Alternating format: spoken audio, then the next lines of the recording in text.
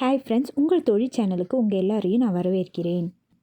இன்றைக்கி நம்ம எதை பற்றி பார்க்க போகிறோன்னா, இந்த கணேஷா டெரகோட்டா டெம்பிள் ஜுவல்லரியில் இருக்க இந்த சைடில் வரக்கூடிய பீட்ஸ் எப்படி பண்ணுறதுன்றதை பற்றி பார்க்கலாம். இது ரொம்ப ஈஸி தான். இப்போ பார்த்தீங்கன்னா, இந்த நெக்லஸோட பெண்டன்ட் நான் பண்ணிட்டேன். இது எனக்கு ரொம்ப பிடிச்ச நெக்லஸ்.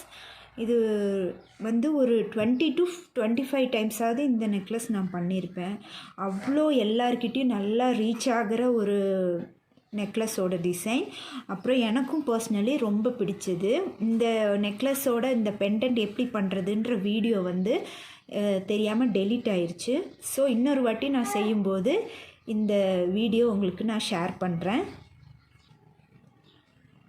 இது பார்த்திங்கன்னா இந்த நெக்லஸோட இயரிங் டபுள் ஹேங்கிங் ஜும்கா. இது பார்த்திங்கன்னா நான் பேக் பண்ணிட்டேன். இந்த ரெண்டுமே பேக் பண்ணிட்டேன். பீட்ஸ் பண்ணலை. அது வந்து இப்போ உங்களுக்கு நான் செஞ்சு காமிக்கிறேன். இது பார்த்திங்கன்னா இதுக்கான மேட்சிங். எப்பொழுதுமே பெண்டன்ட்டுக்கு மேட்சிங்கான இயரிங் பண்ணுங்கள். ஜும்கா பண்ணும்போது இதில் கணேஷா இருக்கிறனால நான் ஸ்டட்டுலேயும் கணேஷா கொடுத்துருக்கேன்.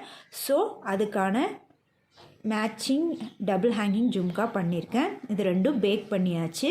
இப்போ பீட்ஸ் எப்படி பண்ணுறது அப்படின்றத பற்றி பார்க்கலாம். இப்போ பார்த்தீங்கன்னா இந்த நெக்லஸ்க்கு இந்த மாதிரி பீட்ஸு பண்ண போகிறோம். கீழே வந்து ஒரு ஜும்கா மோல்டு மாதிரியும், மேலே வந்து எக்ஸ்ட்ரா ஃபிட்டிங் வந்து எதுக்காகனா நம்ம கியர் ஒயர் கோக்கிறதுக்காகவும் இதில் நம்ம ஹோல்ஸ் போட்டிருக்கோம். இந்த பீடு தான் இந்த நெக்லஸ்க்கு சைடில் கொடுக்க போகிறோம். இது வந்து நம்மளுக்கு 14 தேவைப்படுது. நீங்கள் ஒன்று எக்ஸ்ட்ரா கூட செஞ்சு வச்சுக்கோங்க. இன்கேஸ் நம்ம வந்து பேக் பண்ணும்போது உடஞ்சிட்டா கூட நம்ம யூஸ் பண்ணிக்கலாம். ஸோ இந்த மாதிரி பீட்ஸு எப்படி பண்ணுறது அப்படின்னு இப்போது பார்க்கலாம். இப்போது கீழே இருக்க இந்த ஷேப்புக்காக நான் எதை எடுக்கிறேன் அப்படின்னு பார்த்தீங்கன்னா 1 2 3 4 5 5th உள்ள குழியில் தான் நம்ம எடுக்க போகிறோம். அப்போது ஃபஸ்ட்டு நம்ம அதில் ஆயில் அப்ளை பண்ணிக்கலாம். கொஞ்சமாக க்ளே எடுத்துருக்கோம். நல்லா கையில் ஈரம் பண்ணிவிட்டு தொடச்சிக்கோங்க. ஈரப்பதம் மட்டும்தான் நம்மளுக்கு வேணுமே தவிர ரொம்ப ஈரமாக இருக்கக்கூடாது. இப்போ நல்லா பிசைஞ்சிட்டு இப்போ என்ன பண்ணுறோன்னா, நம்ம ஜிமிக்கி பண்ணுற மாதிரி தான் இதுக்குள்ளே நல்லா வச்சு ப்ரெஸ் பண்ணிவிட்டு இந்த மேலே இருக்க எக்ஸஸாக இருக்கிறத இப்படி கட் பண்ணி எடுத்துக்கலாம். அப்போ நம்மளுக்கு அடியில் ஈவன் ஷேப் கிடைக்கும். இப்போ அதை என்ன பண்ண போகிறோம்னா, இப்போ ஆயில் அப்ளை பண்ணனால ஈஸியாக வந்துருச்சு. இப்போ இதை தண்ணி தொட்டு நம்ம வந்து ஷேப் பண்ண போகிறோம். இந்த கரடு முரடான எட்ஜஸ்ஸு இருக்கிற கொஞ்சம் கொஞ்சம் குட்டி குட்டி கிராக்ஸ் எல்லாத்தையுமே தண்ணியை வச்சு கையிலேயே தொட்டு தொட்டு நம்ம பாலிஷ் பண்ண போகிறோம். இப்போ பார்த்திங்கன்னா டெரகோட்டா ஜுவல்லரி ஒரு கைத்தொழில்னு சொல்லுவாங்களே, கண்டிப்பாக அது இந்த விஷயத்தில் உண்மை தான். நம்ம கையில் வச்சே எல்லாமே பண்ணிடலாம். இந்த தண்ணி தான் நம்மளுக்கு எரேசர். கையை வச்சே நம்ம எல்லாமே செஞ்சு இது சரி பண்ணிடலாம். ஸோ டெரகோட்டா ஜுவல்லரி உண்மையாலுமே ஒரு கைத்தொழில் தான். இப்போ இது நல்லா ரவுண்டாக பண்ணியாச்சு. இப்போ இதில் இம்ப்ரெஷன் கொடுக்கறதுக்கு நம்ம டூல்ஸ் எல்லாம் நம்மளுக்கு தேவையில்லை. வீட்டில் இருக்க யூஸ் பண்ணாத பொருளே நம்ம எடுத்துக்கலாம். இது பார்த்திங்கன்னா ஒரு பழைய ஸ்கெட்சோட பின்னாடி சைடு எடுத்துக்கலாம், இல்லை பெண்ணோட மூடி எடுத்துக்கலாம், இல்லை இந்த பெண்ணோட பின்னாடி சைடு இருக்க இந்த கேப்பு எடுத்துக்கலாம். நம்ம இதோட அளவு பொறுத்து நம்ம அதை மாற்றிக்கலாம். இப்போ நான் இதை வச்சு யூஸ் பண்ணுறேன். இதை வந்து ஆயில்லையோ தண்ணியிலையோ சும்மா டிப் பண்ணி எடுத்துக்கோங்க. இதை நடுவுலையாக பார்த்து இப்படி இம்ப்ரெஷன் கொடுத்தீங்கன்னா அழகாக உங்களுக்கு வந்துடும். இப்போ கிராக் விட்டுருக்கு பார்த்திங்களா, இதை எப்படி சரி பண்ணலான்னா, தண்ணியை தொட்டு நல்லா இப்படி தேய்ச்சி விட்டிங்கன்னா சரியாயிடும். இப்போது சைடில் இருக்கிறதுக்கு ஒரு ஊசி போதும். இது பெட்டு தைக்கிற ஊசி. இதை வச்சே நான் வந்து சைடில் இருக்க இம்ப்ரெஷன்ஸ் கொடுக்குறேன். ஜஸ்ட் இப்படி அமுத்தி விட்டிங்கனாலே போதும், அழகாக அந்த இம்ப்ரெஷன் இதில் வந்துடும்.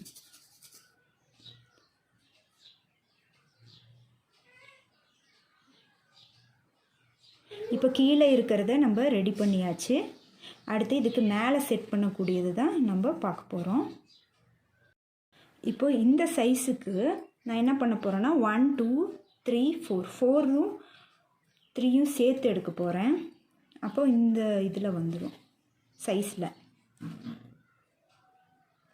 இந்த 2 சைஸ் கிளேயும் சேர்த்து தான் இந்த மேலே இருக்கிறது நான் பண்ண போகிறேன். ஸோ இதை விட கம்மியாக இருக்கணும், ஜாஸ்தியாக இருக்கக்கூடாது, சேமாகவும் இருக்கக்கூடாதுன்றதுக்காக. இப்போ 2த்தையும் எடுத்தாச்சு. இதை வந்து நல்லா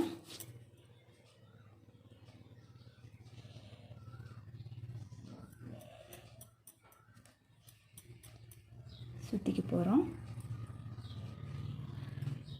இப்போ பார்த்திங்கன்னா நம்ம கையில் ட்ரையாகவே இருக்கக்கூடாது, அதனால் நல்லா தண்ணி தொட்டு நம்ம தொடச்சிக்கணும்.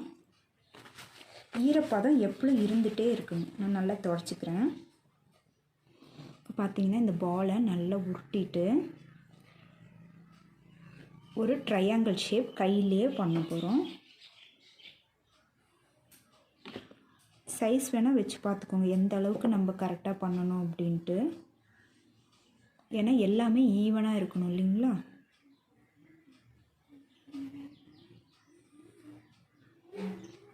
கண்டிப்பாக இது ஹேண்ட்மேடுன்றனால மிஷின் மேடு மாதிரி பர்ஃபெக்டாக இருக்காது, கொஞ்சம் முன்ன பின்ன தான் இருக்கும். But it's okay. இதில் இம்ப்ரெஷன் கொடுக்குறதா இருந்தால் கூட இங்கே கொடுத்துக்கலாம், நான் இதில் கொடுக்கல. இப்போ என்ன பண்ணுறேன்னா இந்த மாதிரி இதுக்கு ஃபஸ்ட்டு சின்ன ஊசியை வந்து ஹோல்ஸ் போட வச்சுக்கோங்க. இதில் ஏதாவது கிராக் இருந்தால் சேம் நான் சொன்ன மாதிரி தண்ணி தொட்டு இதை நல்லா ஷேப் பண்ணி ஸ்மூத் பண்ணி விட்டிங்கன்னா இந்த கிராக் சரியாயிடும். இப்போ பெரிய ஊசி வச்சு நம்ம ஹோல்ஸ் போடும்போது இது வந்து ரொம்ப கிராக் விட்டுரும், அப்போ அதை வந்து யூஸ் பண்ண வேண்டாம். இந்த மாதிரி தண்ணி தொட்டு நம்ம தேய்ச்சாலும் அது பேக் பண்ணும்போதோ இல்லை பெயிண்ட் அடித்து கஸ்டமர்கிட்ட போகும்போதோ உடைய சான்ஸ் இருக்குது. குட்டி குட்டி கிராக்ஸை வந்து நம்ம கையில் சரி பண்ணிக்கலாம், இந்த மாதிரி பெரிய கிராக்ஸை கையில் சரி பண்ண முடியாது. ஸோ அதை வந்து புதுசாக தான் நம்ம பண்ணி ஆகணும். ஸோ இதுக்கு வந்து நான் சின்ன ஹோல்ஸ் தான் போடுறேன். இந்த ஹோல்ஸ் இதுக்கு பத்தாது, ஏன்னா கிளே சுருங்கும்போது ஹோல்ஸும் சின்னதாயிரும், நம்மளால் கோக்க முடியாது. ஸோ இதில் விட்டுட்டு நான் இப்படி ரொட்டேட் பண்ணி இந்த ஹோல்ஸையே நான் பெருசாக்குறேன். இல்லை நீங்கள் மெலிசான இதை விட கொஞ்சம் திக்னஸ்ஸான ஊசி இருந்துச்சுன்னா அதை கூட நீங்கள் பயன்படுத்திக்கலாம். பார்த்திங்கன்னா ஹோல்ஸை நான் பெருசு பண்ணிட்டேன் இந்த ஊசி வச்சு. அப்போ நம்மளுக்கு கிராக் வந்து இங்கெல்லாம் விழாது. நீங்கள் பெரிய ஊசி வச்சு ட்ரை பண்ணிங்கன்னா கிராக் விழுகும். இப்போது இதையும் பண்ணியாச்சு, இதையும் பண்ணியாச்சு. இப்போ இந்த ரெண்டையும் எப்படி ஜாயின் பண்ணுறதுன்னு பார்க்கலாம். ஃபஸ்ட்டு இந்த பின்னாடி வந்து நான் வந்து ஜஸ்ட்டு கிறுக்கிக்கலாம், எது வேணால் பண்ணிக்கலாம். நல்லா கொச்ச கொச்சான குத்தி விட்ருங்க. அதே மாதிரி இதுக்கான எங்கே நம்ம ஃபிக்ஸ் பண்ண போகிறோமோ அந்த இடத்துலையும் நம்ம வந்து இந்த மாதிரி பண்ணி விட்டுக்கலாம். பண்ணியாச்சு. இப்போ நான் இதில் நல்லா தண்ணி வச்சு இப்படி பண்ணுறேன். அப்போ நல்லா கொல கொலன்னு ஆகிடும். அதே மாதிரி தான் இதுலேயும் தண்ணி வச்சு நல்லா இப்படி பண்ணும்போது ரெண்டுமே ஃபிக்ஸ் ஆக ஈஸியாக இருக்கும். இப்போ என்ன பண்ணுறேன்னா இதோடு மட்டும் இல்லாமல் 2 பின்னை வந்து கட் பண்ணி வச்சுக்கோங்க. இந்த 2 பின்னை வந்து இதில் ஃபிக்ஸ் பண்ணிக்கலாம். ஸோ இது எக்ஸ்ட்ரா ஃபிக்ஸ் பண்ணும்போது இன்னும் கொஞ்சம் நல்ல பலமாக அதில் நின்றுக்கும், வெளியே வராது. இதை வந்து இதில் ஃபிக்ஸ் பண்ணிக்கலாம். ஃபிக்ஸ் பண்ணிவிட்டு நல்லா அமுத்தி விட்டுருங்க.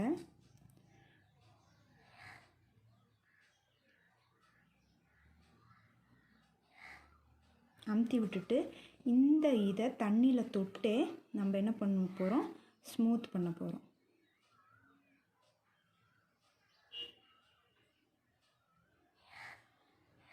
பின்னாடியும் ஸ்மூத் பண்ணிக்கோங்க. இப்போ ஒன்றாயிடும். இப்போ இப்படி கோடு போட்டுட்டேன்னா இப்போ அதை அமுத்தி விட்டிங்கன்னா ஈவன் ஆகிடும். பார்த்திங்கன்னா பண்ணியாச்சு. இதே மாதிரி நம்மளுக்கு எவ்வளோ தேவைப்படுது, 14 தேவைப்படுது. மிச்சத்தையும் செஞ்சுட்டு உங்களுக்கு காமிக்கிறேன். நீங்கள் எக்ஸ்ட்ரா 2ஆக செஞ்சால் கூட பேக் பண்ணும்போது உடஞ்சிருச்சுன்னா அதை நீங்கள் ஸ்பேராக யூஸ் பண்ணிக்கலாம். சப்போஸ் உடையலைன்னா எக்ஸ்ட்ரா லென்த்துக்காக அந்த பீடை யூஸ் பண்ணிக்கலாம். நான் இந்த சைஸ் யூஸ் பண்ணுறேன். உங்களுக்கு இதை விட பெரிய சைஸ் வேணும் அப்படின்னா அடுத்த குழியில் கூட நீங்கள் செஞ்சுக்கலாம். அது வந்து உங்கள் இஷ்டம்தான். உங்கள் கஸ்டமர் என்ன சைஸ் ப்ரிஃபர் பண்ணுறாங்களோ அதில் நீங்கள் பண்ணிக்கலாம். தேங்க்ஸ் ஃபார் வாட்சிங்.